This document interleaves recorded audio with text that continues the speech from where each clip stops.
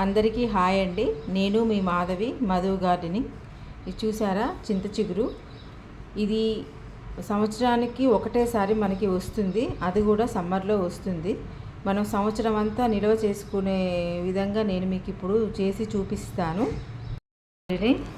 ఇలా బాగా ఇలా నలుపుకుంటూ కాడలు లేకుండా మొత్తము బాగు చేసుకోవాలండి. చూడండి, కాడలన్నీ తీసేసిన తర్వాత చింత చిగురిని ఇలా నీట్గా రెడీ చేసుకున్నాము. ఇప్పుడు ఇందులో కొంచెం పసుపు, కొంచెం ఉప్పు వేసి బాగా కలుపుకోవాలి. ఉన్న చింత చిగురిని జిప్లా కవర్స్లో కానీ లేదంటే ఒక ప్లాస్టిక్ డబ్బాలో కానీ నిల్వ ఉంచుకోవచ్చు. నేనైతే ఇప్పుడు ప్లాస్టిక్ డబ్బాలోనే పెడుతున్నాను.